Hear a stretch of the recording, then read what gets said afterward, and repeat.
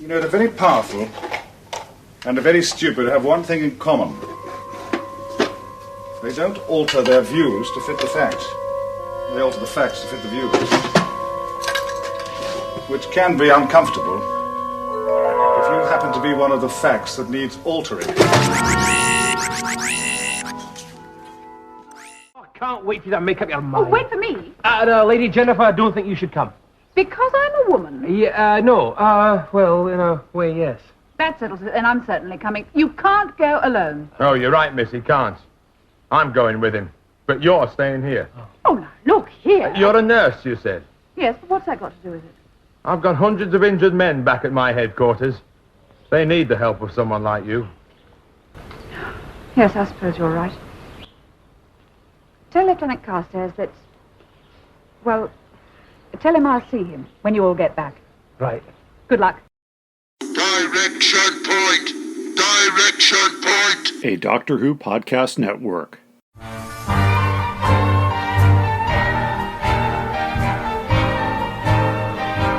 hi, everybody. Welcome back to Doctor Who Literature, the podcast taking you through the world of the Doctor Who novelizations put out by Target Books from 1973 onward in publication order. We're a member of the Direction Point Doctor Who podcast network. My name is Jason, and I'm your host on this journey, this very long journey. We are currently in March 1980, and we are beginning Key to Time Month here on Doctor Who Literature. Yes, for the next 4 weeks, we are covering the 4 Key to Time novelizations put out back to back between March and June 1980, all written by Terrance Dicks, covering the 3rd, 4th, 5th, and 6th segments of the Key to Time, beginning with the Stones of Blood. Last month, we did cover the first segment of the Key to Time, the Rebos Operation, teleplay by Robert Holmes, novelization by the great Ian Marter.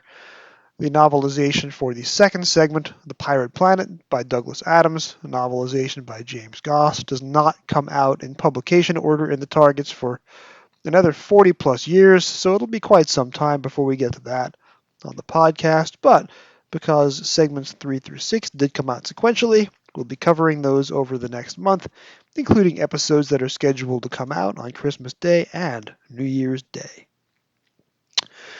This week, as you heard during the cold open, we said goodbye to 2 very large figures in the classic Doctor Who community. Writer Chris Boucher, who wrote The Robots of Death and The Fates of Evil, and Image of the Fendal, passed away at age 79. We have already covered the novelizations of all 3 of his Doctor Who televised adventures. He also wrote 4 full-length novels in the late 1990s and early to mid-2000s, which we are probably not covering on this show, anytime soon at least. He wrote some of the best dialogue that you will ever get in Classic Who, including the very famous audio clip which opened this episode, and we also lost Jane Sherwin, an actress who appeared in the first half of the 10-part 1969 epic The War Games, which we discussed on this show back in episode 50, a little over a month ago. And Sherwin, for a time, also was married to Derek Sherwin, a writer and producer involved with Doctor Who in the late 60s and early 70s, in the transition from black and white to color, in the transition from the show to what is now known as the Unit era. Jane Sherwin passed away this week as well, at age 88. Both she and Chris Boucher will be missed. May their memories be a blessing. Earlier this week, I appeared on Trap One in an episode covering a new short fiction anthology called Origin Stories. I will post a link to that in the show notes. Mark and Ruth Long and myself discussed the 11 stories in the collection in pretty deep detail. This was also the day, well, it's actually the day after the day, Saturday, December 17th, when new costumes were revealed for the new Doctor, Ncuti Gatwa, and for the new companion, played by Millie Gibson. This is an audio podcast, so I can't exactly show you pictures, but both costumes are visually striking and adorable. I am very much looking forward to seeing a full season of Doctor Who with those costumes, and more importantly, with the actors in them. Earlier this week as well, on the Doctor Who Target Facebook group, there was a very interesting thread about the novelization of The Deadly Assassin. Significantly, a plot hole which may be perceived in Deadly Assassin for a story that's about the Time Lords and regeneration. Just about every Time Lord who is killed in the story does not regenerate, including the President, and Chancellor Goth, and Runcible, and the Captain of the Guard, Hilred.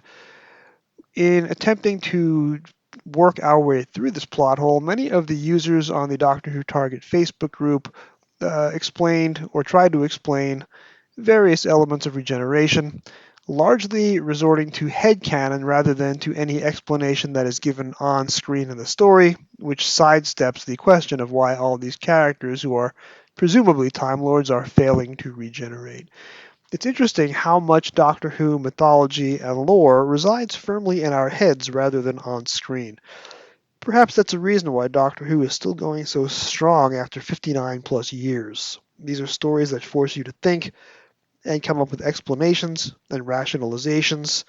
Mark and I talked about Deadly Assassin on this show back in episode 36, and we touched on that topic as well, although of course not in the same depth that you would get in a Facebook thread.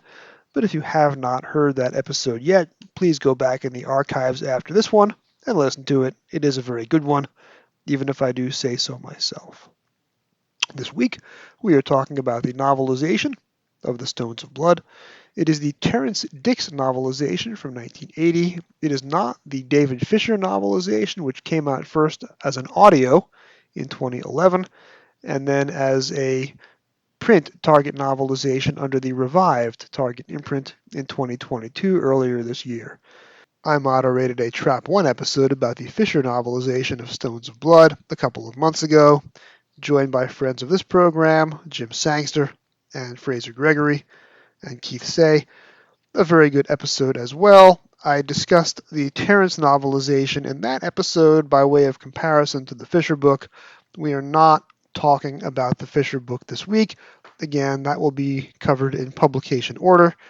That is a very, very long way off from now, even for a weekly show. It'll probably be at least 2 years, if not 3, before we get to the recent revived Target imprint books, of which Stones of Blood and the Androids of Tara are among the most recent. This week, we do have a Trap 1 co-host joining me, UK Jason, to be distinguished from your host, US Jason, over on Trap 1. And the two Jasons will be discussing Doctor Who and the Stones of Blood. We also have one new email this week at our email inbox, Doctor Who Literature, that's drwholiterature@gmail.com. We have a message from Adam Turnbull. Adam does not tell us where he's from, but I do appreciate the email. Adam writes, "Love the podcast and the talk on the Target books." Thank you, Adam. Back to the email. I think my favorite is the first Dalek story. Love the changes David Whittaker did to it.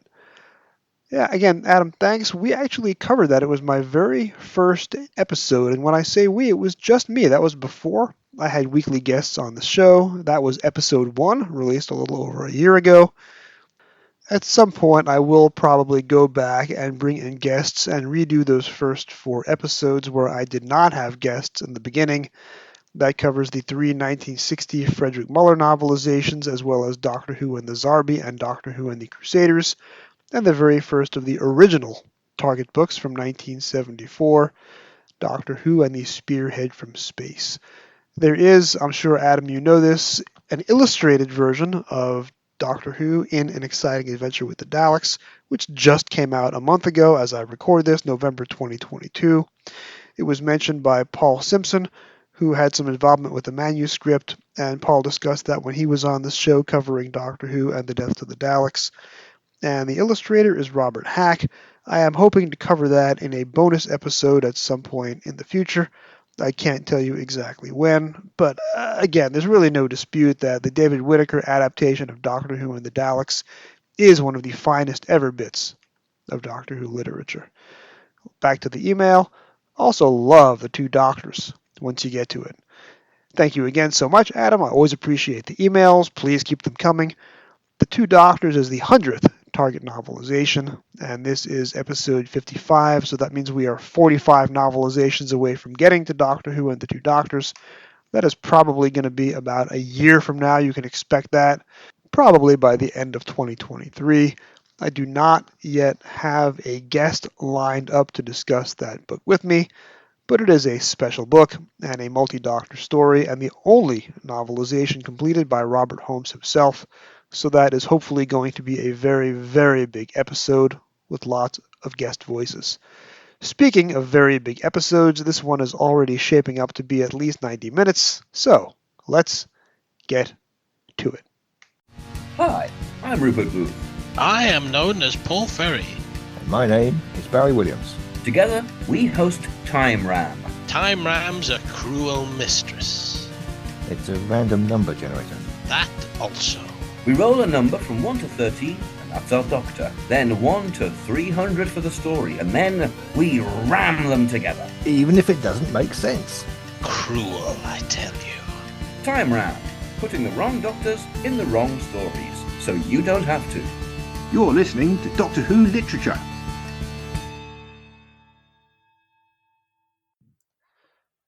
I am now joined, confusingly, by somebody who has the same name as me. So when both of us wound up on the same Trap 1 episode, my initial reaction was to say, well, I'm Jason M. And my guest today said, wait a minute, I'm also Jason M. So on Trap 1, we go by US Jason and UK Jason, in case our accents are not enough to tell us apart. Jason McLaughlin, welcome to the program. Oh, thank you very much. Thanks for having me. I think we should subtitle this episode "The Two Jasons." Yes, that's pretty good. The Two Jasons. How did you end up discovering or getting discovered on Trap 1? I think Mark sought me out. Really, I was quite just on Twitter. I used to tweet quite a lot about mainly Doctor Who back then. And, Mark just reached out to me. He obviously followed me initially and then just said, I do a podcast. Would you be interested to appear? And I think one of the first ones that I did was, it might have been, it was one of the Capaldi ones, I think, from probably around about series 10. I think it was the Extremist trilogy.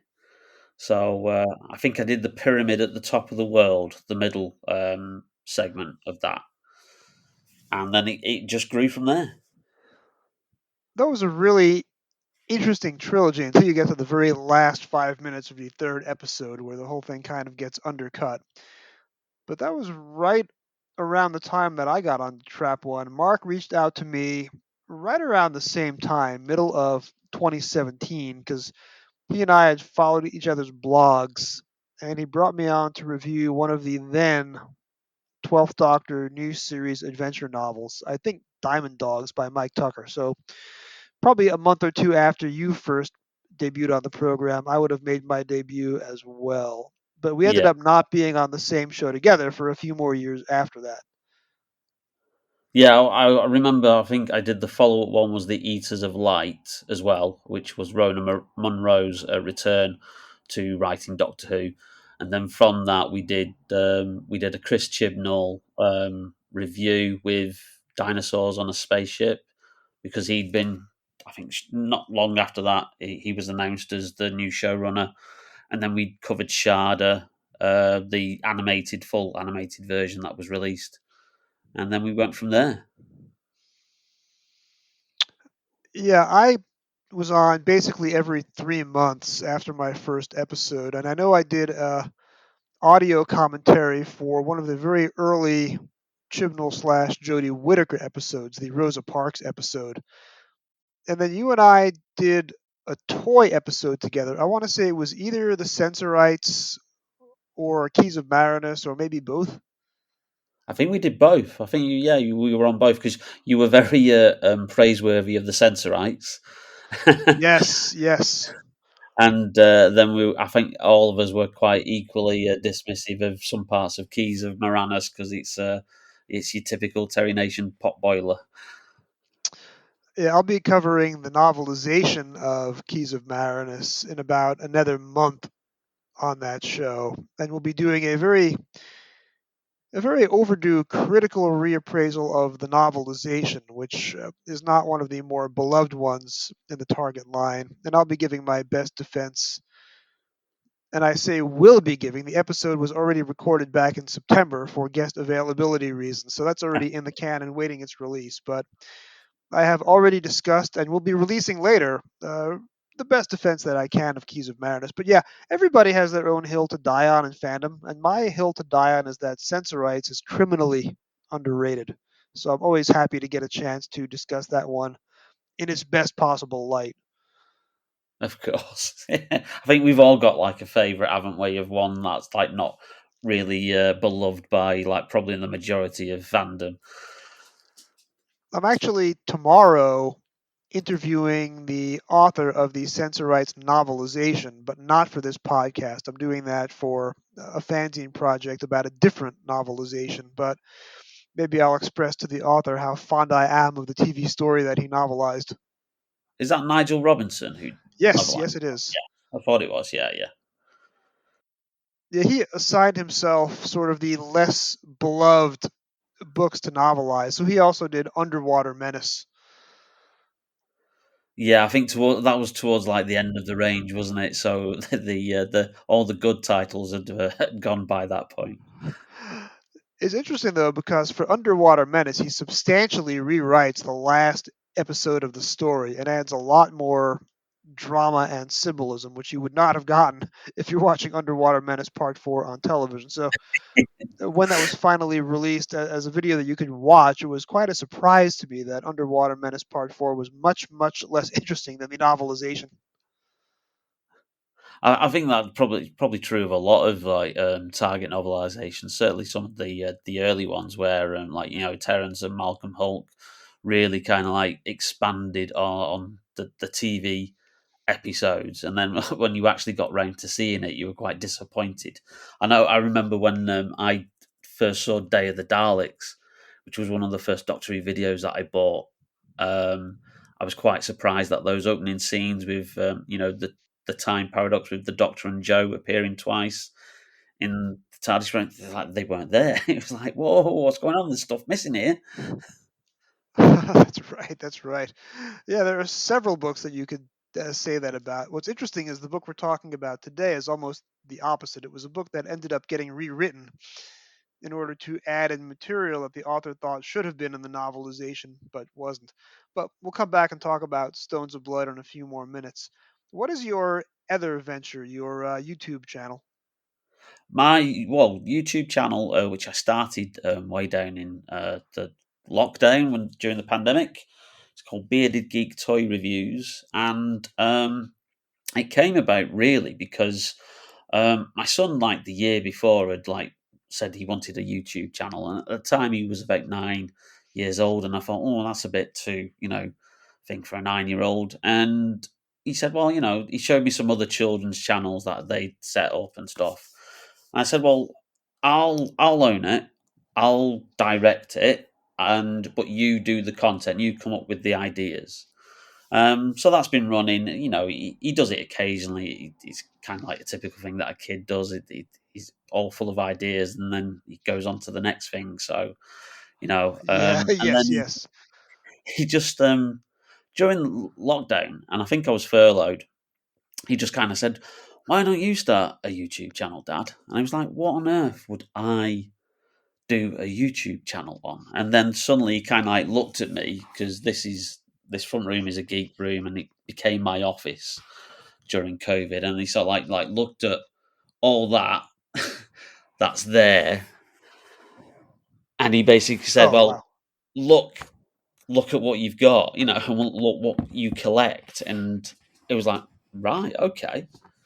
And I'd actually started watching toy channels because during furlough, you do so much DIY and stuff, and then you kind of get a little bit bored, and I was kind of like digging out old Star Wars toys that I had from the late 70s, the early 80s that I'd kept. And then I was watching YouTube channels that were, covering that. And then I looked into like new stuff, and they covered stuff that I collected as well. And I was kind of like, that's where it took off, and it's kind of like grown since then. I've just recently passed 500 subscribers, which I'm really pleased about because I never thought I'd ever get that many people, watching my videos. Even though some of them are quite highly viewed. My highest video's been viewed by 42,000 people, which I just find bizarre. Absolutely bizarre that somebody's like viewed one video that many times. It's it's a nice way to show off one of my hobbies. That's a lot more subscribers than people who listen to this podcast. So I guess this YouTube thing is the wave of the future, huh? Well, I'll give you a plug. Next time we cover some Doctor Who things, as I've plugged the Track One podcast a couple of times in the video, so I'll definitely be giving you a plug as well. Thank you. I don't have much video chops, and you can see that I'm recording from my kitchen/dining room, so I don't have the world's most entertaining background. So maybe I'll hire you as my video consultant at a later date. But since we are talking on video but only recording on audio, I want to do a quick guided tour of the room you're in because it's a lot more interesting than my Brooklyn kitchen/dining room. So I can see over your right shoulder what appears to be an autographed movie poster of The Empire Strikes Back. Yes, that is actually one of the probably most expensive pieces of memorabilia that I've got. I got it from a movie store, which obviously dealt in lots of things. They dealt in props as well, but they also dealt in signed merchandise. And it's quite fortunate that it has signatures from all the main cast of the film, including Alec Guinness. It was apparently has a certificate of authenticity, which you kind of like take on face value, but it was an American Film Institute showing of The Empire Strikes Back where they got most of the signatures from. So it's got the main cast. You've got Harrison Ford on there, Mark Hamill, Carrie Fisher. It also has George Lucas and John Williams' signature on there, and Irving Kershner, who was the director as well. So it was quite a prized piece in my collection. And many of those names are no longer with us, so that certainly makes it a rarity. I met Julian Glover at Gallifrey One in Los Angeles. I want to say it was 2016. So I'm not really an autograph collector, but my daughter at the time was a huge, very young Star Wars fan. So she's at the time, the only kindergartner in her class who had an autographed photo signed by General Veers. But that's pretty much the limit of my Star Wars memorabilia collection. Well, interestingly, the last signature I got was Julian Glover's, I think it's his half brother, Robert Watts, the film producer, who obviously helped produce the Star Wars films, produced the first 3 Indiana Jones films, and produced Who Framed Roger Rabbit as well. So he's got quite an extensive career in the film industry, and he was at I think it was Wales Comic Con, and I decided to obviously not ask him anything about Star Wars or Indiana Jones because he's probably had those questions, 10 to a dozen, and I always think that if you're meeting somebody, always ask them about something that they probably wouldn't be asked about. So I asked him about Who Framed Roger Rabbit, and we had a good 10-minute conversation because he was just telling me just how technically difficult that film was to plan, film, and then do all the post-production, then to get it released.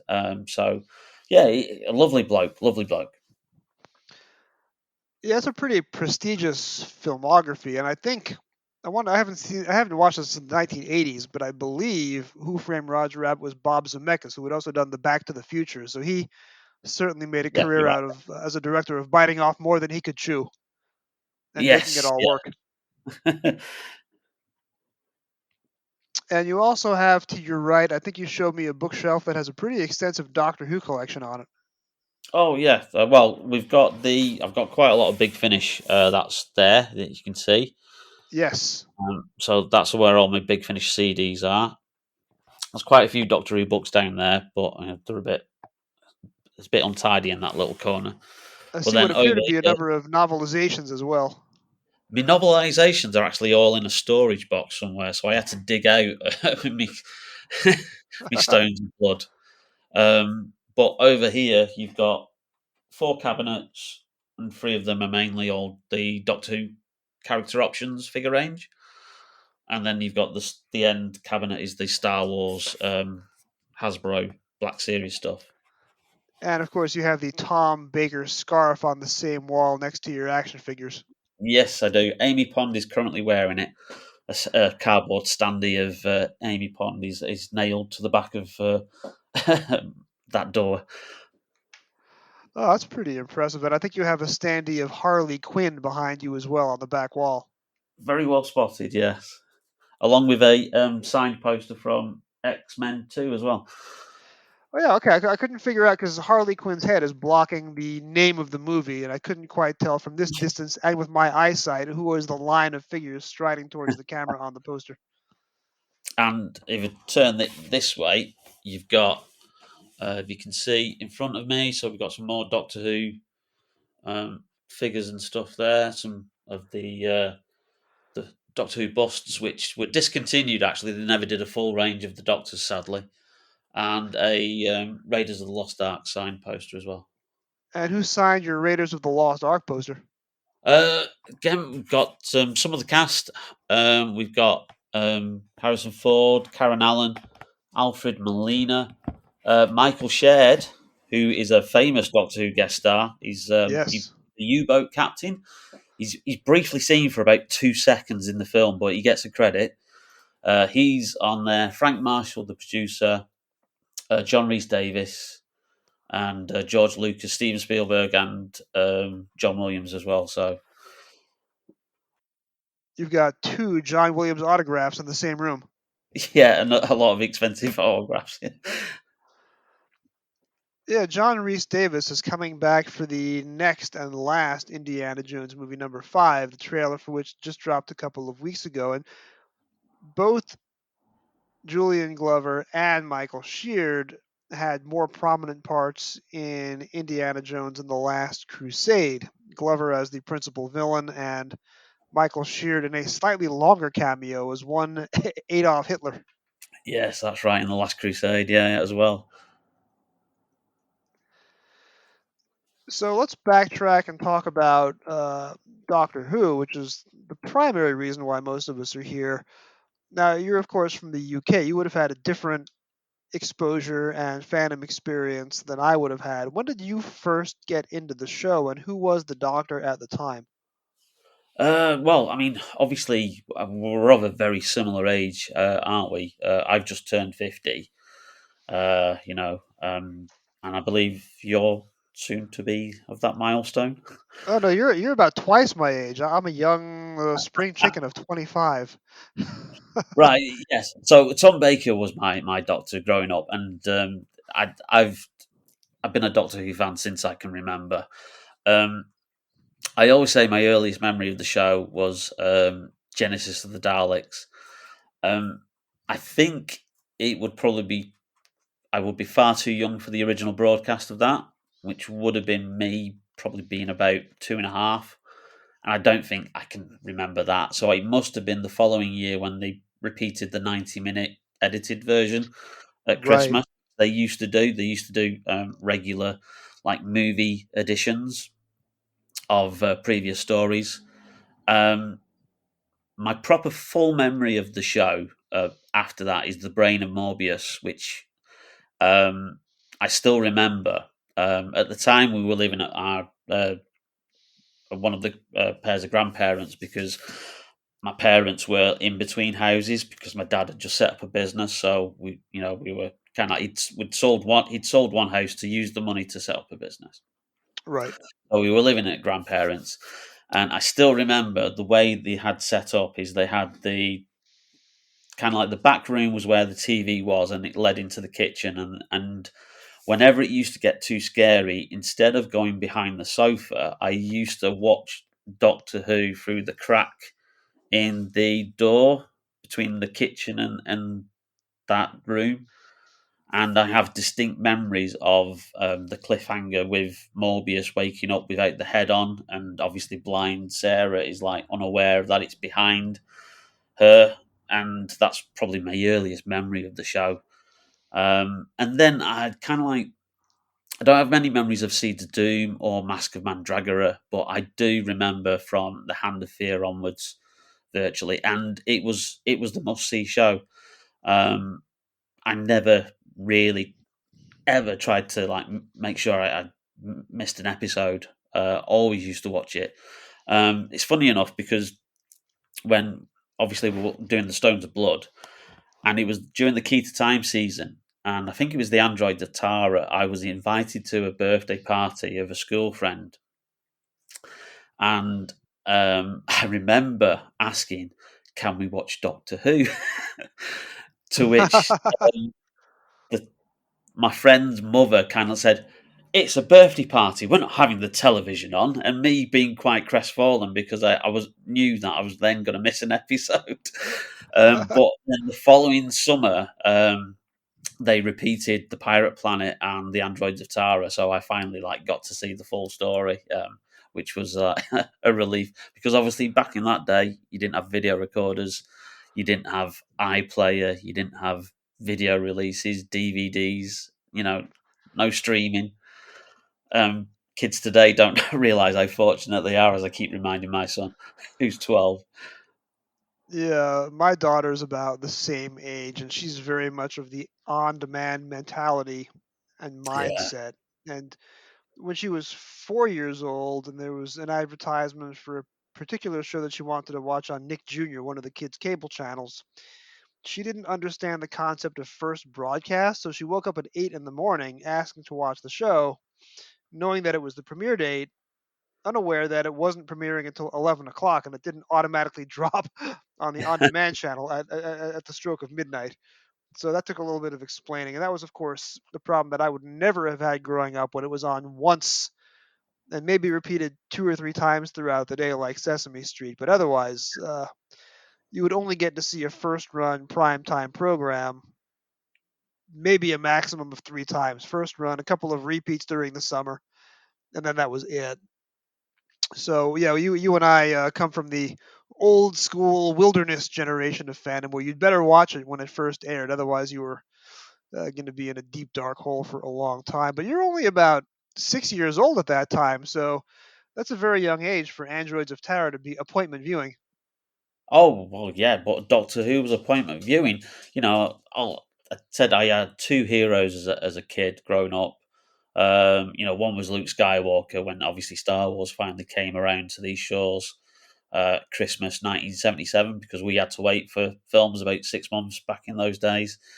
And obviously Tom Baker as Doctor Who was like, my other hero. My gran knitted me a Doctor Who scarf, which I think ended up about 14 feet long by the time she finished it, because she used to add bits on it every year as I grew a little bit more. Yes. It wasn't screen accurate. She just used whatever bits of wool she had left over. And I still have that. It's in the wardrobe upstairs because it's one of those things that I could never ever throw out because it has so many childhood memories. But obviously, I've got the screen accurate one from that was produced a couple of years back. On display here. But yeah, Doctor Who was it was big. It was huge. It was. It's difficult to obviously explain to obviously anybody who's not British, because you guys obviously used to it shown on PBS, wasn't it? So it was shown at different times of the day, either late at night or in the afternoons, depending on which PBS station was showing it across the country, I believe. I've mentioned this before on this show, but I was spoiled for choice because being in the New York City suburbs, on our cable system, we had 5 different PBS networks from the northeastern United States. I was able to watch the show out of Boston, Long Island, New York City, New Jersey, and Pennsylvania. So there was a time in the mid 80s where I could watch Doctor Who, different doctors on different networks multiple times a week. My station on Long Island would air the show 25 minutes a night at 7 o'clock. New Jersey Network would do a Pertwee or a Hartnell episode in movie format on Saturday nights. The Boston channel was about 3 weeks ahead of us on Peter Davison at the same time that our channel was showing at 7 p.m.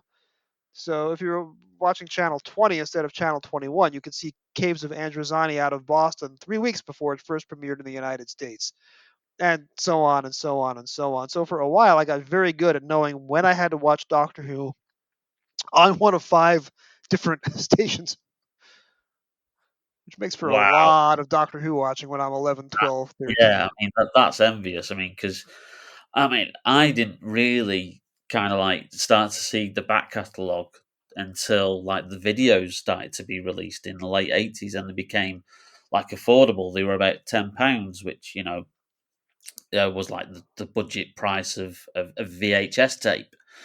So I remember I kind of like fell out of love a little bit with Doctor Who, like during the mid '80s, around the time Peter Davison left. I still watch the show out of habit, but I didn't collect the Doctor Who magazine anymore, and I didn't.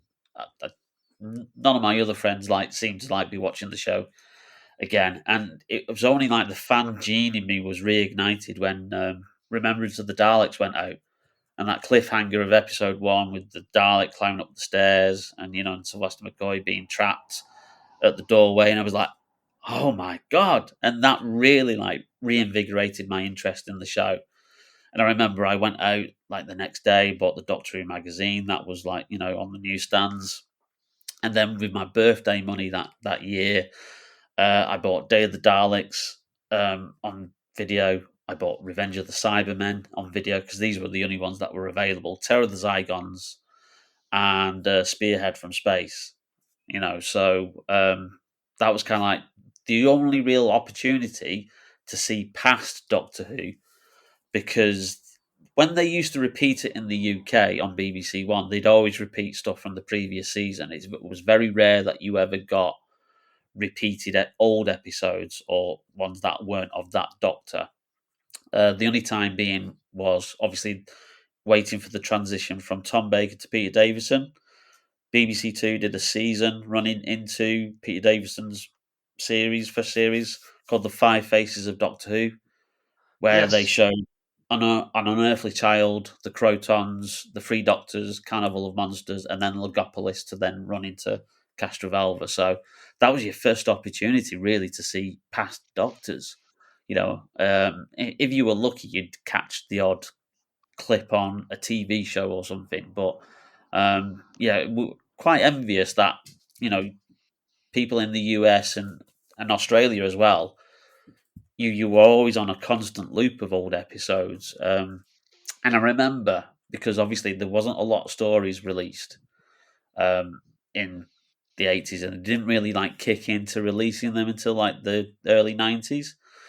And there used to be classifieds in the back of Doctor Who magazine and other genre magazines like Starburst, where people would be selling bootleg copies of old episodes. And yes, I sent off for them. You'd send off a blank videotape, and then 6 weeks, 2 months later, you get a very dodgy copy, third, fourth generation of Genesis of the Daleks or Planet of the Spiders. And some of those were actually taped from America because they actually had American advert breaks in them, and where they'd not quite paused it in enough time. So I did see obviously how PBS used to show it, and they used to have little idents when their advert break came in the middle of their episode, and they'd have that little Doctor Who logo just like that, with the not the diamond, but the 70s logo, but without the diamond behind it. So it was interesting to see obviously how it was broadcast over in the States.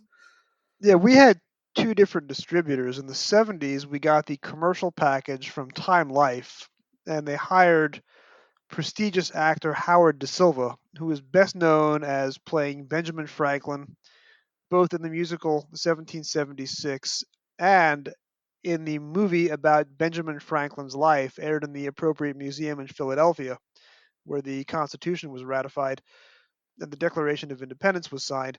So if you go to Philadelphia and you go to the museums, you will see a lot of Howard Da Silva, who's been passed on for many years now.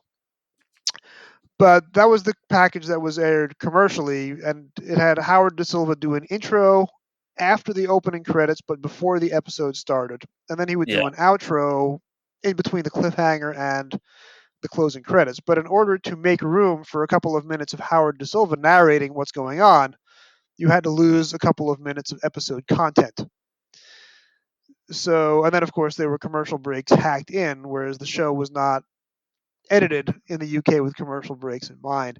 Then later on we got the Lionheart package, which did not have Howard Da Silva and was mostly unedited. And that was aired on PBS, which does not have commercial breaks. But occasionally, and I don't know why this is, maybe some historian out there knows this, sometimes Lionheart was only able to get a Time Life copy of the show. So there's this famous movie format viewing of Underworld, which has about 30 seconds of the Howard Da Silva narration in movie format where the episode 1 cliffhanger would go.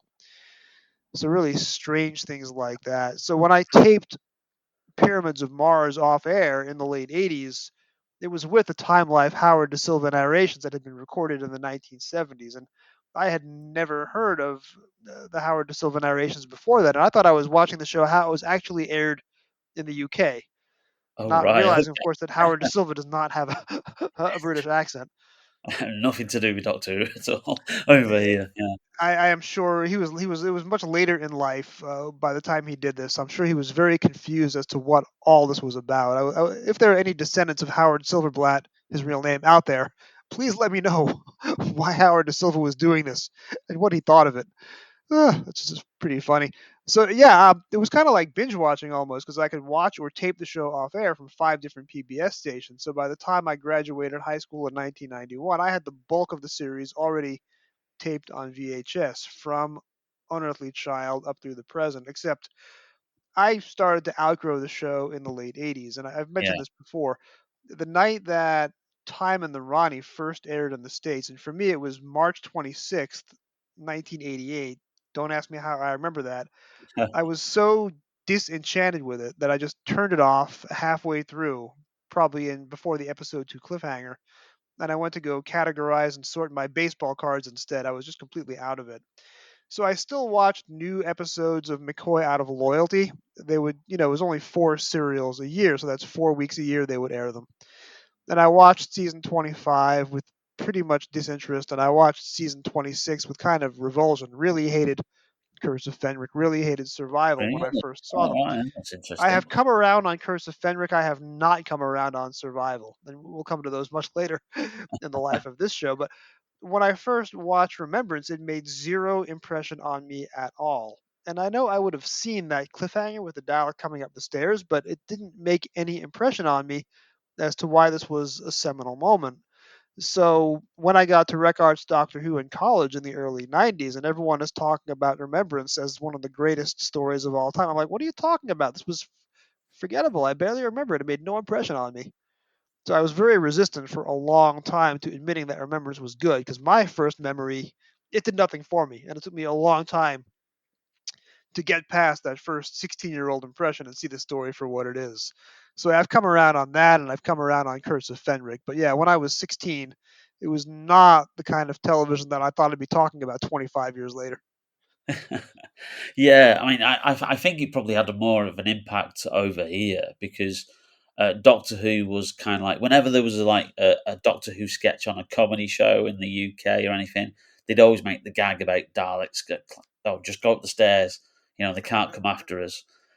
So to actually then see it happen, a Dalek going up the stairs was actually quite a shock moment, and I think other fans probably of that era in the UK would probably agree to that. But I still remember I probably would have been nearly 16 as well when it aired. I think October '88.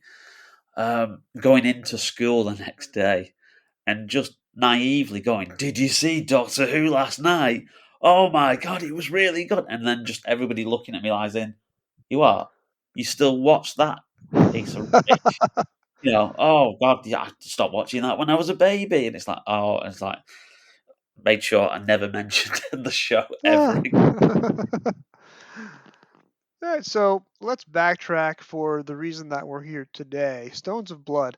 You would have first watched this, I imagine, when you were about 6 years old. What impression did Stones of Blood make on you at a tender age? Well, it's interesting because, like, going back to the memories of that, like I said, Doctor Who is obviously famous for its behind the sofa moments, and like I said, I remember the brain of Morbius scaring me as a kid. I remember the hand of fear, like coming to life in the Tupperware box, absolutely scaring the hell out of me. The Master in Deadly Assassin, the Vought robots were quite scary, but then. From what I remember as a kid, from the Graham Williams era onwards, it became more of like it really kind of like discarded, as we know, those gothic horror kind of roots, and sort of like embraced the more sci-fi adventure kind of serials like approach. Obviously that was the edict that came down from the BBC when you get to learn the history of the show. So I don't remember any behind the sofa moments like from that, and I certainly don't remember, even though Stones of Blood, the first two episodes, kind of like go back to like kind of like that gothic Hammer feel, with the devil worshipping around the stone circle, and the blood being poured, and the human sacrifices potentially, and I don't remember it ever scaring me. It was just like a thrilling show to watch. You had to catch the next episode to see, obviously, what the new adventure was, or how the Doctor got out of this situation based on the cliffhanger. So that would probably be my take from it. It became more like an adventure show for me from that point onwards. I really don't remember any like proper scary moments. Potentially, probably Image of the Fendal might have been like one of those slightly scary bits. But certainly, even though it's filmed as that, with the filmed at night and stuff, or with those filters on, pretending to be night for Stones of Blood, it just didn't. I don't recall it ever doing the behind the sofa bit for me, even though I really enjoyed it. So the bit where the Ogre kill the two campers and drain them of blood and turn them into skeletons. Do you recall that at age 6? That seems like it could be a potentially scary moment, even though it's a very short scene. Yeah. Again, I don't recall it off the top of my head. I do recall, obviously, the Ogre, and obviously the battles with K9 with that. And I recall the whole, like, the worshipping around the stone circle as well. But I don't recall that scene. And obviously, revisiting the story, I watched it last week on DVD because it's not out on Blu-ray yet. And then obviously read the novelization, and it's like, it's quite random, that scene, isn't it? Because it virtually comes out of nowhere. You meet these two characters who you haven't seen before, have no impact on the story besides them just happen to be in the woods in a tent and happen to like come across the Ogre, and then it just moves on. And it's like, it's this kind of thing that if you know about the history of the show, and that obviously, in 70s Britain, inflation, strikes, kind of like what's happening in today's world in the UK. Yes. But, you'd think that would be the first thing that a script editor or a producer would go, well, these two speaking parts, they have no impact on the story. Like, no, we can't afford that. And so it's great that they're in there because it's a fantastic scene. And I think it comes across even better in the book because Terrance Dicks does a really good thing that opening chapter, which is called The Victims, which is just a brilliant title for a chapter. and the way he describes it, it's almost like he's channeling like kind of like James Herbert and not quite Stephen King, but it's I think Terrance Dicks might have missed his opportunity to become a bit of a horror writer on the quiet because the opening scenes as well in the first chapter of the book are a bit like Dennis Wheatley style, which was a famous British author who was all about villages and devil worshipping and all the rest of it. Um, so yeah, it's just a bizarre scene to have in the show because you meet these two people and then they get killed and then the story moves on. When you were 6 years old, what did you make of the Megara? As I've mentioned on this show before, the Megara were a very big influence on me because I was 11 years old and I suddenly realized that I liked courtroom drama. And then I read the novelization of Keys of Marinus for the first time the same month as Stones of Blood aired on my PBS station. And I realized that I really enjoyed courtroom stuff. And that, of course, ended up being a huge influence on my eventual career, a version of which I'm still doing today. Yeah. So I saw the Megara at age 11, and you could fairly say they changed my life because it set me on a course towards practicing law. Probably not too many Doctor Who fans could say that, but when you're 6 years old, what did you make of all the courtroom stuff, Tom Baker putting on the barrister's wig, that sort of thing? I think it was just the Doctor doing his usual kind of like spiel to try and get out of the situation.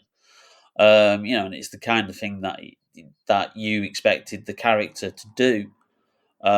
You always expected him to have moments like that to outwit the villain of that particular story, which is obviously what he's trying to do. Um, it's interesting that in the book they're spheres or described as like metallic spheres, aren't they? Or spheres of light, and rather than the little fairy lights that are actually in the show. Um, but I think I touched upon this in one of the Trap One podcasts a while back. Um, as a kid, I think you see things differently, and as long as the story is good and grabs you, you don't notice the kind of like what would be in today's eyes seen as poor special effects, and they were probably seen as poor special effects when it was broadcast in '78. But I think there's a kind of innocence when you're watching at that age. And I noticed this when I had obviously my son and he was growing up and he went through his dinosaur phase where he would watch anything with dinosaurs in. And to him, it didn't matter that it was like Jurassic Park or The Land Before Time or Disney's Dinosaur or Doctor Who's Invasion of the Dinosaurs. All the dinosaurs in all those stories looked exactly the same, like dinosaurs to him. There weren't any poor special effects to his eyes, and I think the way they did the Megara was probably very similar to obviously how they did the Vardens in the previous year in the Invasion of Time, which you've just recently done, haven't you? A podcast which I listened to the other day, Yes. and and obviously that's even worse. That it's kind of like just sheets of tinfoil, kind of like CSO'd onto the TV screen.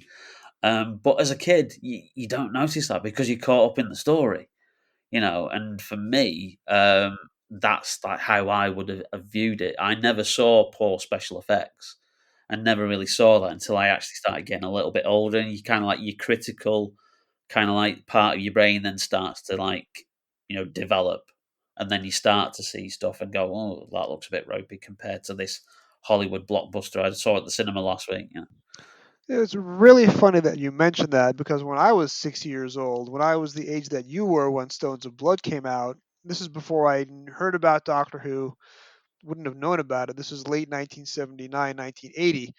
I was obsessed with the Sid and Marty Krofft series Land of the Lost, which Oh had yeah, been a Saturday morning live action series in the early 70s. It was the only Sid and Marty Krofft show that ran for 3 seasons. Most of them were one season and done. Land of the Lost had a lot of legs. And there was a strip version of that airing in syndication Monday through Friday called Krofft Superstars. And every day of the week was a different Sid and Marty Krofft series. So Monday would have been Land of the Lost.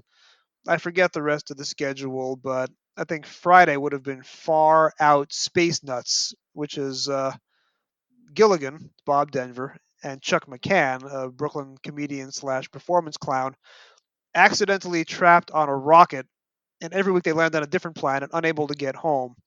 And the reason they get trapped on the rocket is because they're NASA maintenance men and they're loading lunch onto the rocket. So Bob Denver is trying to load breakfast. He calls out breakfast. Chuck McCann presses the breakfast button. Bob Denver goes lunch. Chuck McCann presses the launch button. And Bob Denver goes, I said lunch, not launch. And they accidentally launch into space. So whoever designed that rocket for NASA clearly made a big mistake putting the lunch button next to the launch button. So this is indicative of what Sid and Marty Krofft were doing. It's the height of comedy. Let's give a quick listen right now. The spaceship was ready to chart the stars, go where no one's ever gone. Final preparations were almost made. Breakfast. Lunch. I said lunch, not lunch!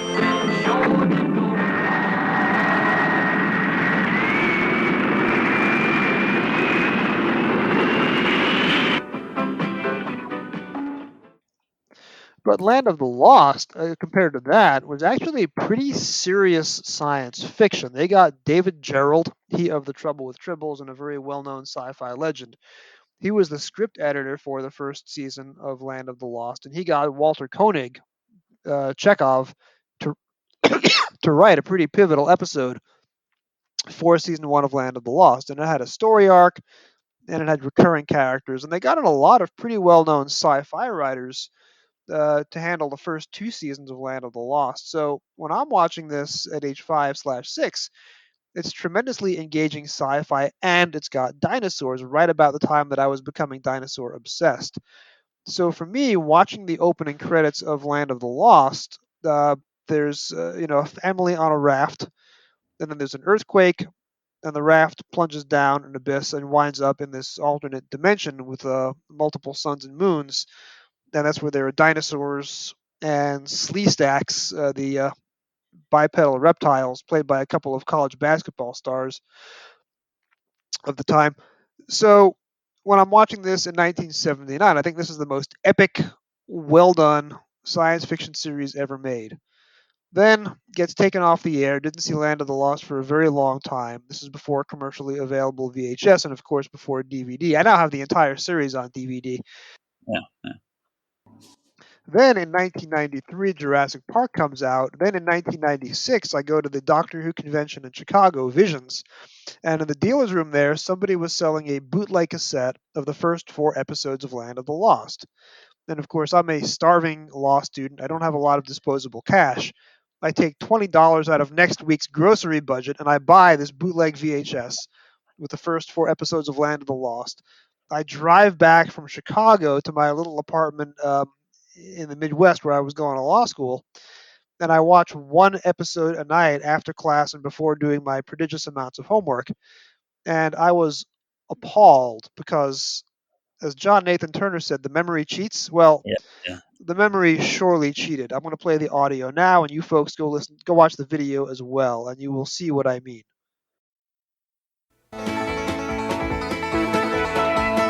Marshall, Will, and Holly on a routine expedition met the greatest earthquake ever known. High on the rapids, it struck their tiny raft, plunged them down 1,000 feet below to the land of the lost.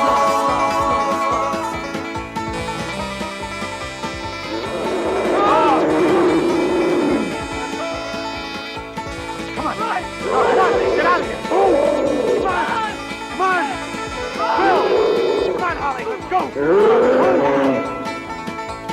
land of the lost. To the land of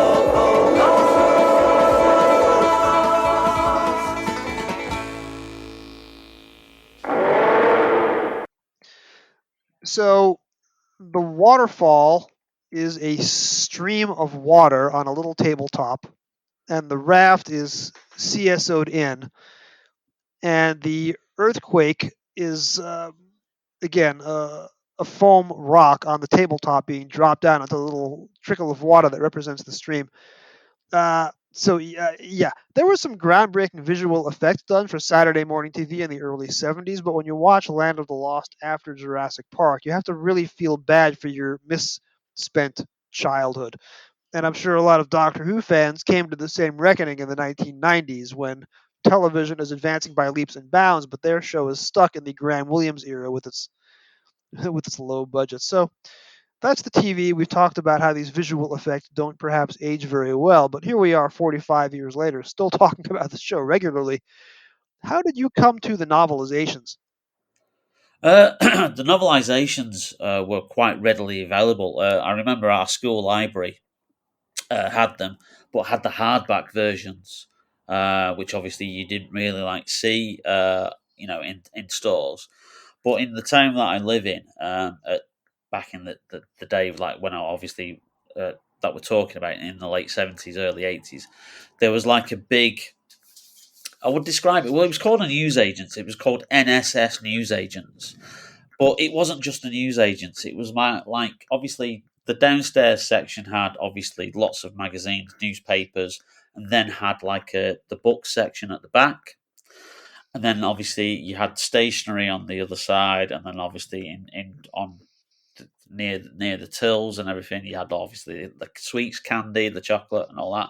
Then the stairs went upstairs, and they had an amazing toy department where obviously I used to buy a lot of my toys when I was a kid. You'd get treated if you went shopping with your mum, or I'll buy you a Star Wars figure if you keep quiet and you carry the bags home, kind of thing. But back in the book section, obviously they had in the children's section and hopefully a science fiction section, and that's where they had probably about 4 shelves worth of Target novelizations. So they were very good at keeping literally every single title that you could get was there, and it was kind of you were spoiled for choice. And I remember the time when I first discovered Target novelizations, that there was actually Doctor Who books, and just seeing the wave of all these covers, and you had obviously covers by Chris Archilios, who was the predominantly original cover artist, and then obviously you've got Andrew Skilleter as well, who I believe has done the cover for Stones of Blood. Yes, he did very effectively too. Yeah, and then obviously there's other artists as well, and you kind of it was well, what do I choose? What do I choose? And I remember the very first book that I bought was Doctor Who and the Zarbi. And I don't know why on earth I chose that, because it's got William Hartnell on the cover. It's got a big it's got the Zarbi, which is like a big ant, and it's got the Menoptera, which is like a big butterfly. And I don't know whether it was the artwork that attracted me, but I remember obviously taking that home and then reading that and being a little bit disappointed, because the book, I think the book's better than the TV story. I'm not a huge fan of the TV story. Yeah, I get the fact that it's ambitious and all the rest of it, but it doesn't really work for me. So it's amazing that didn't put me off the books for life. But then obviously I'd then, in between, you'd this week, do you want a Star Wars figure? Or this week, you can have a Doctor Who book, on the shopping trip, or you could, use your pocket money. And then obviously I used to buy a book probably every couple of weeks, and they were quite cheap at the time. I mean, this one says 95p, and this one is published in 1980, reprinted 1981. So I've got a reprint here. You have the second edition. I have the 4th edition from 1984, and mine is £1.35 in the UK. So inflation took its toll in those 3 years. But I've got some editions where they say that they're 40p or 45p on the back of them that I But and obviously, I went for stories that either I could remember or stories that looked, purely off the artwork. You'd go off the artwork and then the description on the back of the book, So that's how you used to approach like old stories back then, because there was, like, as we've said, in the UK, we didn't have like the shows repeated like on a regular basis. You were lucky if you got a repeat at Christmas, and then you were lucky if you got a story aired in the summer, the following summer of the previous year. So yeah, that's how I used to. I came to the Target books and the novels. What's your first memory of reading Stones of Blood, the Terrence Dicks adaptation, and how does it hold up for you today? Well, like I say, I must have bought it in 1981. So, and I think it's probably of that transition of the reading the books was the best way of getting back into like re-experiencing the story. And the thing I liked about the Doctor Who books at the time when I was a kid is that, yeah, we do criticize them these days for them not being the most detailed or long, or some of them are literally just an adaptation of the script with a few description paragraphs put in them. But they were great to read because they really took you back into the story. And there was a couple that I used to reread on a regular basis. Um, Probably some of them more like the earlier ones than some of the later ones. But 100 pages long or 120 pages long. That you could read them in like a full like afternoon. Like a Sunday afternoon, you could read that. You'd be taken back to what the story. You'd remember bits of what you'd seen on the TV, or if it was a story that you hadn't watched, you can just imagine like how good it would be just from the how it's described in the book. And yeah, rereading it now, it's a bit brief.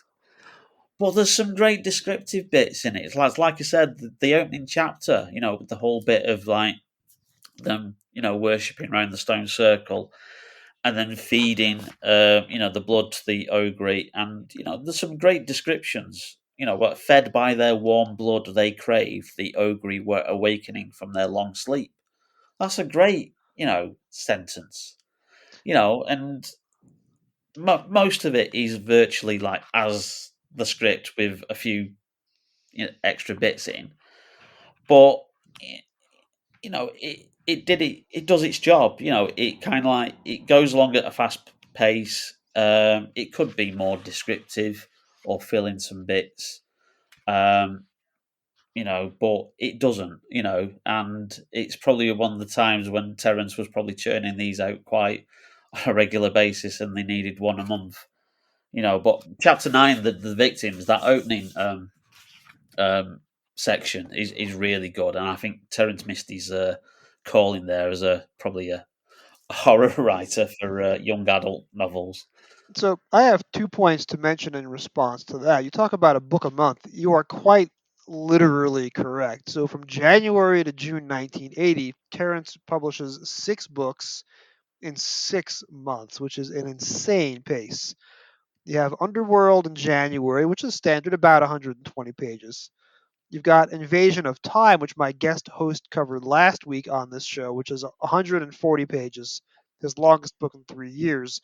And then March, April, May, and June, he churns out the last 4 Key to Times books. So Stones, Androids, Kroll, and Armageddon, March, April, May, and June. Each book is about 120 pages long. This basically means that he is writing 740 pages of fiction in 6 months.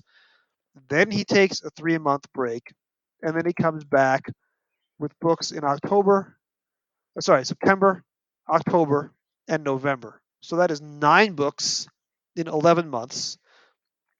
And after that, it's another 11 months before he publishes his next novelization. So 9 books in 11 months, and then an 11-month holiday, where he was presumably writing one of his many, many other book series. It's an incredible pace, the likes of which we will probably never see matched uh, today. And the fact that he never has a run-on sentence, never has an awkward turn of phrase, and the fact that he condenses so much good stuff into a short book. 2 more points. So you talk about the scene with the campers, the chapter called "The Victims."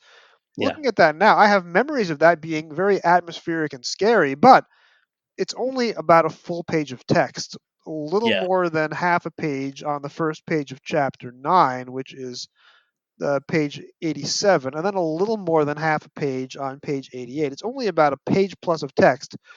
David Fisher has a chance to rewrite this novelization on audio a decade ago, which just came out this year via the revived Target imprint. Yeah. His novelization, when condensed to print, is about 70 pages longer than Terrence. We did a Trap 1 on this, and I'll put a link to the Trap 1 Stones of Blood episode, which I moderated in the show notes.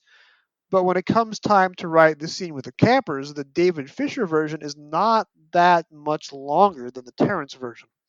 So you could argue that Terrence's less is more. He packs in more memorable turns of phrase in a much shorter book, even though it's only a page. What a page! Yeah, yeah. It's a fantastic, like you say, page and a half that just introduces these two campers out of nowhere, and then boom, with they're gone, that they're killed by the ogre, and it's fantastic. Just it grabs your attention. It's a similar way where it's quite effectively filmed in in the actual story itself by Darrell Blake. It comes across quite well, given the limitations of the budget and everything. It's quite a little spine chilling sequence that literally is slap bang in the middle of like Tom Baker doing his comedy stick as a courtroom lawyer. And the fact that Terrence is able to humanize these two campers in barely a page of text really speaks to his writing skills. I should ask, have you read the David Fisher version yet or heard the David Fisher audio? I haven't. No, I've yet to order the latest batch of Target reprints and obviously reissues. So I will be obviously looking to get those as soon as possible because I'd loved the redone versions of obviously City of Death, which was done by James Goss.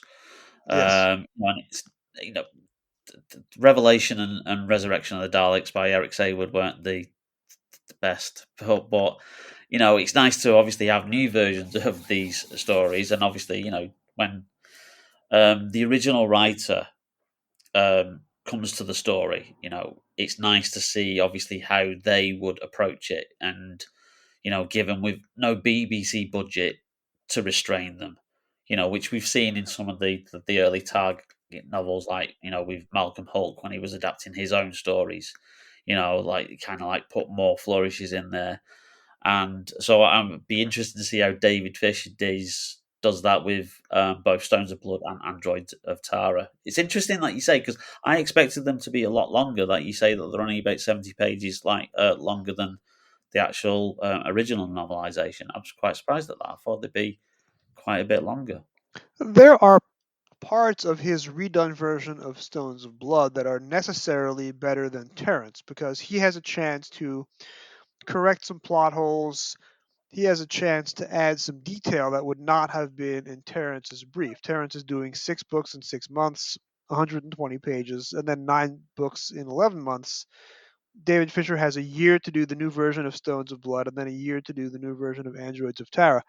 But if you also compare specific portions of the text, and I point these out on my Trap 1 podcast on it, I'm not going to duplicate that here, except to say that I will come back to the David Fisher novelizations in publication order on this show, which is a couple of years away on the calendar. But just to plug myself on Trap 1, I'll point out a couple of things where I think Terrence's text is actually better than David Fisher's text, even though David Fisher has a lot more space to work with.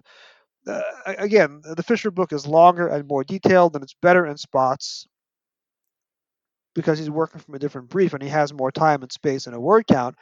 But Terrence's prose is so good that there are moments where Terrence's less is better than David Fisher's more. So, any closing thoughts on Stones of Blood? I then want to challenge you to a game of 20 questions because this is your first time on the show. I was looking forward to that. I think probably looking at it from today's eyes, it's very much a story of two halves. You've got the gothic horror kind of like Hammer-esque kind of style, Dennis Wheatley, devil worshippers in a English village. First two episodes, and then it does that Graham Williams thing of going a bit more fantastical and more sci-fi, and doing something quite different for its next two episodes. Yeah, you go back to obviously Professor Rumford and K9 on Earth, but predominantly you're then on the spaceship that's trapped in hyperspace with the Doctor, Romana, and Vivian Faye. So it is, and those episodes 3 and 4, or the second half of the story, aren't as good as the first part of the story. So it's very much a story of two halves, I think, if you look at it today. And I am, of course, a vocal fan of the Megara courtroom stuff, second half of the story. So we'll just leave it at that. I will now preface, this is the first time that I am challenging somebody to a game of Doctor Who Literature 20 questions since I had a chance to play the contest last week with Mark as the guest host. It was a lot harder than I thought it would be, and I got it in a decent amount of time, but I've been doing this quiz for almost a year on this show, and playing it as a contestant was a lot harder than just being the one who asks the questions. So I will tell you, Jason from the UK, that I have picked a Doctor Who story at random from the randomizer.net. It is any story between 1963 and 2022. I don't know if Power of the Doctor has been loaded on there. So I guess that's a spoiler. It is not Power of the Doctor. But Okay. it is any other story from the run. You have 20 yes or no questions to figure it out, my good friend. What is your question number one? I think we'll go with the obvious. Is it a story from the classic run? No, it is not a story from the classic run. Question number two. Is it a David Tennant story? No, it is not a David Tennant story. Question number three. You've just managed to X out about 80% of Doctor Who right there. Question number three. Is it a Christopher Eccleston story?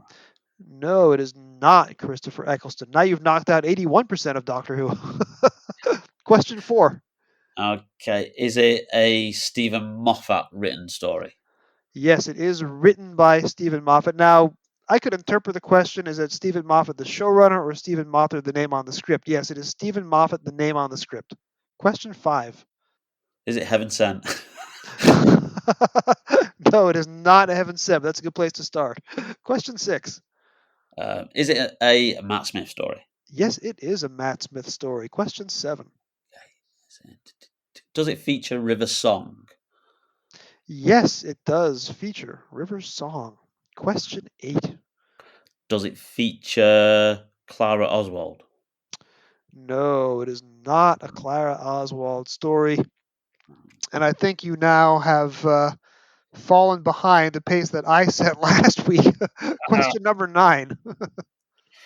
Right. Okay. So, is it a season 6 story? Series 6?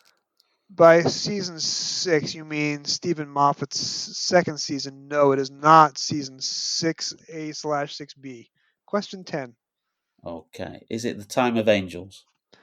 No, it is not Time of Angels. Question 11. So yeah, Time of Angels, Flesh and Stone, I think was his first two-parter. It is not that. Question Is it 11. The Pandorica Opens? Yes, there we go. So the way the randomizer.net works, and I didn't want to say this up front because it would be a huge spoiler, it treats the two-part stories as one. So it gave me the Pandorica Opens / the Big Bang as this week's choice. Okay, right. So if you had gotten either one, I would have given it to you. Question 11 is pretty respectable, right in the middle of the pack. Good job. I am now going to reload the randomizer to pick the story for my next victim. My next guest. Not bad for a first attempt. Oh, wow. So whoever comes on the show next to play 20 questions, you will find the answer very funny. So, Jason from the UK, I would encourage you to listen to the next episode that has a game of 20 questions, because after you and I spoke this week, you will find the answer very, very funny indeed. And that's about as much as I can say without giving away spoilers. So, Jason, where else can we find you online? You can find me on Twitter. I am on as at DjangoMac72. And then you can also find me on YouTube at the YouTube channel Bearded Geek Toy Reviews. Well, thank you so much for joining us this week. We'll get you on back here again for a future book. Have a great night. Thank you very much. See you. Where is the world that they used to know? And how will they ever return? Now they got a home where the strangest creatures roam. Something better help them along. So step right up and take a look at the stars. You're leaving the world behind. Oh, step right up, you won't believe your eyes at what those far-out spacemen find. At what those far-out spacemen find.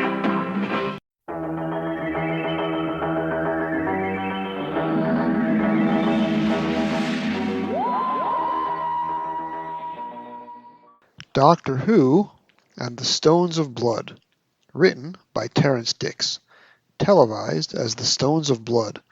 Teleplay by David Fisher. Televised in October and November 1978. Published in March 1980. Chanting. Hooded figures gather inside a ring of ancient stones, using rituals of blood sacrifice to awaken the sleeping evil of the Ogre. The Doctor and Romana go from the countryside of present-day England to a deep space cruiser trapped in hyperspace in their attempt to track down an alien criminal and unravel the mystery of the Stones of Blood. Luckily, they have the help of the faithful Hines. Before this podcast, I made several attempts to read the full Target Pilgrimage. When I was a tween and had more free time than I do today, I would read the Target books episode style. I'd read one episode a night from two separate books, in story order, on different tracks. So, for example, a Hartnell and a Davison. Of course, this is before I had all the books available, and long before all the stories had been novelized, so there were holes in my pilgrimage. Oh, and I didn't always know where the cliffhangers were, so I often had to guess. To live in the 1980s. Then there was a good period of about 20 years where I didn't read the books all that much.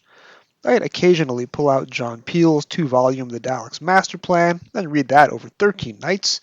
Again, not always knowing where the cliffhangers were. But between the early 90s and the year 2010, I didn't do any mass or long-term Target rereads. I was never too far from the books. They all moved with me to Los Angeles in early 2007, and then back to New York City with me a couple of years later. But I just didn't read them all that much anymore. Thought I'd outgrown them. At the end of 2010, the urge struck me, so I started a reread in random order. A book a week. Again, the equivalent of an episode a day. Starting with Snake Dance, and then Time Lash, and then bouncing around, wherever the random number generator took me. Now, confession, I had the PDFs of the targets by then, so I was reading on my Kindle rather than the print books.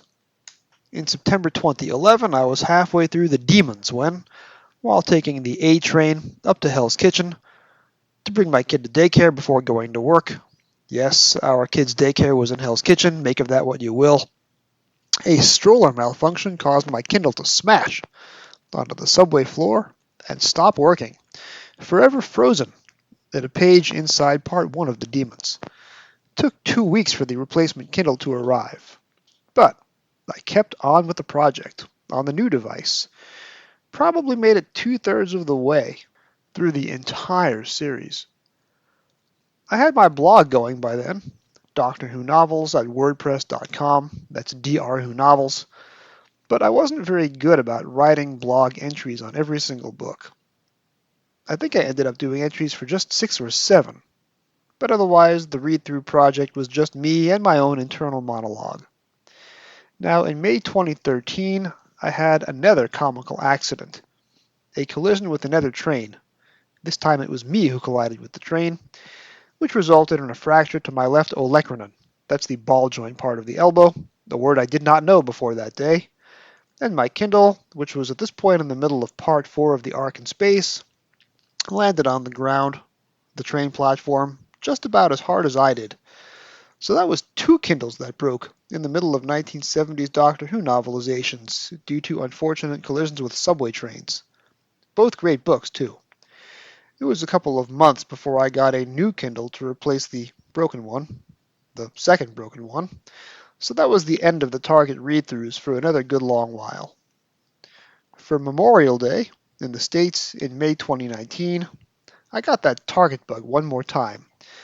We were spending the day out at the beach with my in-laws, and I was looking for something to read on my Kindle. I once again turned to a random number generator. By now I had the app on my phone, and wound up with, you guessed it, The Stones of Blood. I read the Part 1 material on the holiday itself, and the balance of the story over the next 3 days. I found Part 1 in particular exhilarating, marveling at Terrence's rapid-fire observations and asides on the story. He never let a paragraph go by without adding some neat little spin, and I just had a great time. This was the most enthused that I'd been about the writing of Terrence Dicks in a very long time, but it was just, again, energizing. So my great Target read-through project continued again, a book a week, this time going in story order. Androids of Terror, Power of Krull. Well, you guys are Doctor Who fans, you know what comes next. Until March 2020. I distinctly remember being in the middle of Paradise Towers on that Friday the 13th, which was the day, really, when the gravity of COVID-19 caught up with us. That Monday the 16th wound up being my last day in the office for 27 months. 10 days after lockdown began, I got sick myself. So, I never got past Remembrance of the Daleks. Aronovich is a great writer, but he's very difficult to read when you have 102 fever and a pulse of 133 and a really, really vicious cough. So once again, illness, or injury, or Kindle malfunction stopped my read-through. Sheesh. Let's hope that when this project ends, it's because I run out of books, rather than for some more calamitous reason. The point is, on that unofficial first day of summer 2019, I just fell in love with the writing of Terrence Dicks, and that affair has continued now, 3.5 years later. Then I went to the Doctor Who Ratings Guide, run by my friend and frequent guest on this podcast, Stacey Smith, and I decided to look at the Ratings Guide page for the Stones of Blood novelization, which at that point featured only one review. And boy, was it ever negative. The reviewer didn't like the TV story. That's fine. I do like it. I love it, in fact, as UK Jason and I discussed earlier in the program. The other reviewer took Terrence to task in the novelization for not adding enough background detail, and for missing the rather obscure in-joke that is the name Cornish Fugus. I'll be honest, I was in my mid-40s on that day in 2019. I'm older than that now. But that was the day that I first learned that a fugu is an ancient cave. Can't blame Terrence for not knowing that. But I certainly do think there's a ton of added background detail, even without the lesson on fugus. I like Terrence's print reaction to the Doctor being mistaken for the estimable Professor Fugus for one thing. Quote, "It might be useful to have a new name for a while, but he didn't much care for the sound of this one." I also credit Terrence for explaining the reference to who is John Aubrey. Now, on the PDF copy, Aubrey is said to be a fatuous diarist. Sadly, that's not accurate. In the print book, which I have in front of me right now, it's famous. Even though a fatuous diarist is much funnier than a famous diarist. That's found poetry, if you will. Terence also runs a long way with the script's mention of Julius Caesar, even letting the Doctor take credit for disguising himself as a soothsayer and uttering the line, "Beware the Ides of March." Terence also works in a Marie Celeste reference. One day, I want to add a running tally of all Doctor Who novelizations that mention that ship. And I think Mary Celeste is how some people pronounce it, those who like to pronounce it correctly. And I'll bet there's at least 20 stories, not even counting The Chase, that mention that particular ship. The other reviewer on the ratings guide was disappointed that David Fisher hadn't written the novelization himself. Of course, time marches on for all of us, and now we do have the Fisher adaptation for ourselves, and it's worth a fair comparison to Terence's. Check out the Trap 1 episode for that one. But let's forget about the grievances of a 15-year-old review, and let's talk for the rest of this episode about what Terence gets right in Doctor Who and the Stones of Blood. Now again, as UK Jason and I discussed a while back, Terence is in the book-a-month phase of his Target career, so one might understand, if not condone, if he merely transcribed the script without adding anything. But that's not what Terence did. It's never what he did.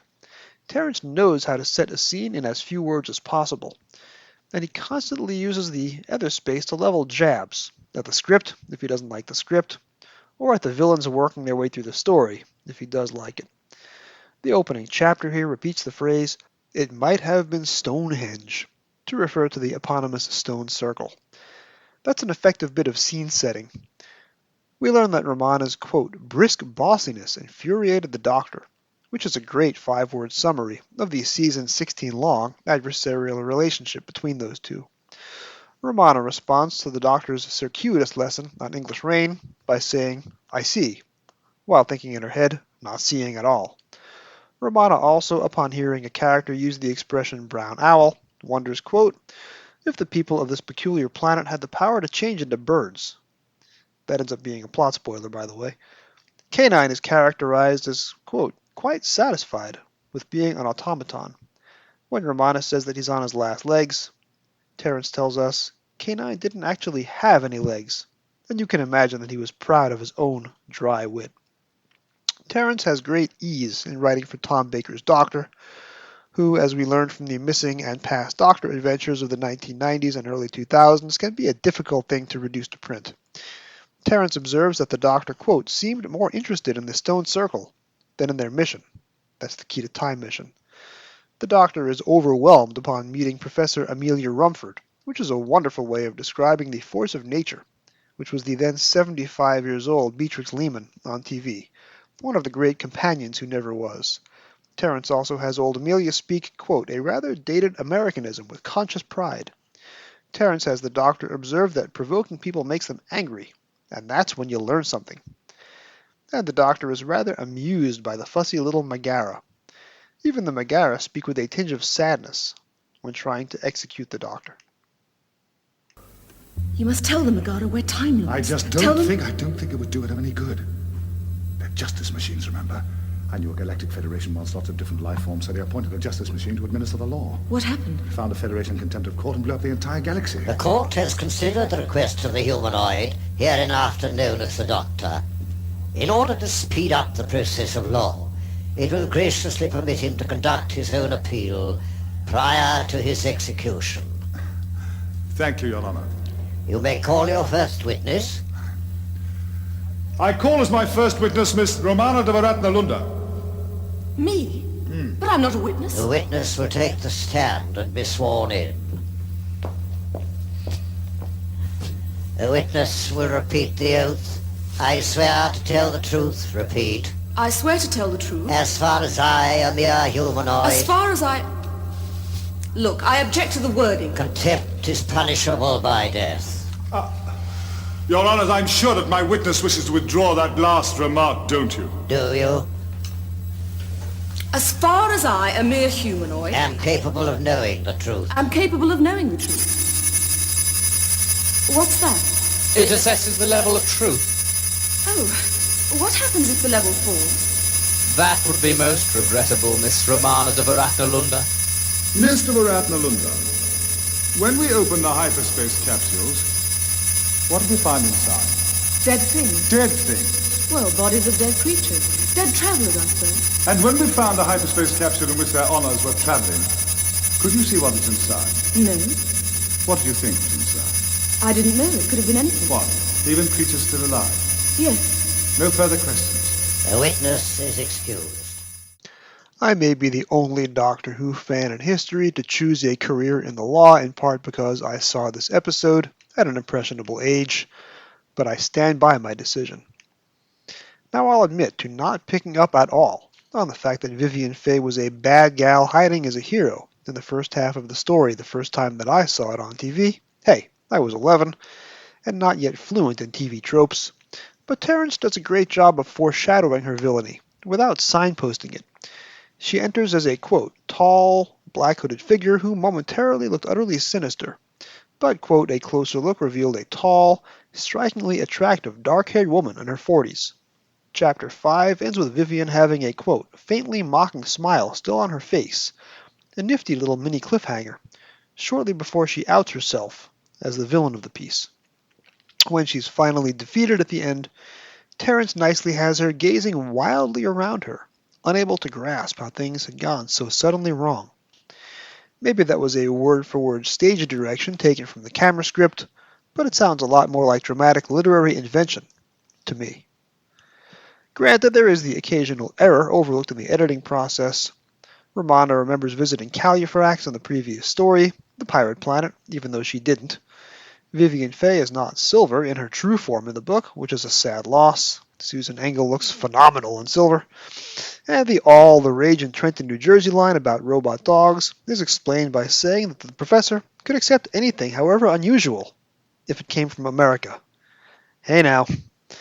In the end, though, I think Terrence can be proud of his adaptation of The Stones of Blood. The TV episode takes some strange twists and turns, veering from gothic Celtic horror to a high-tech legal drama.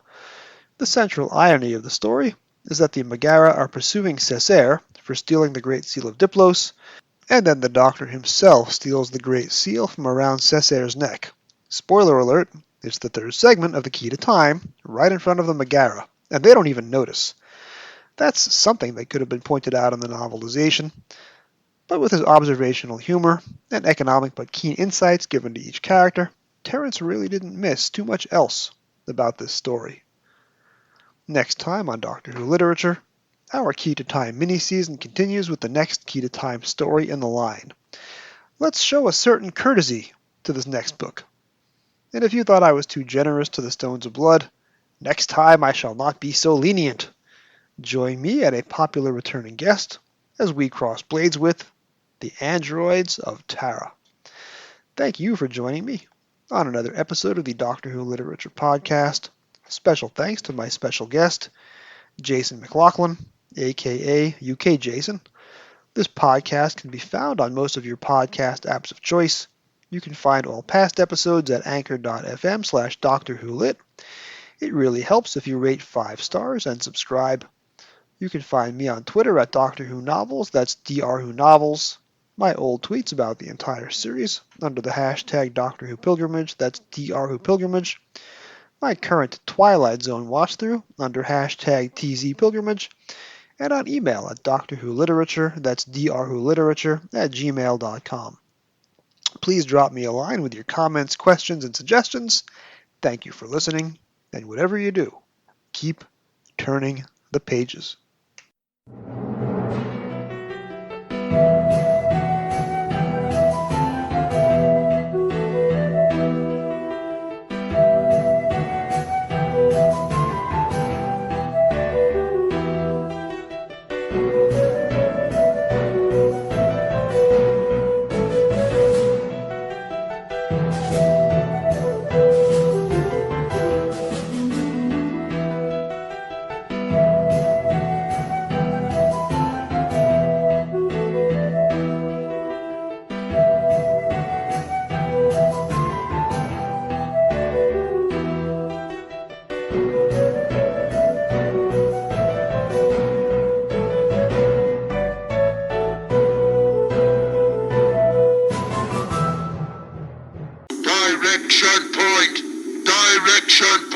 A Doctor Who Podcast Network.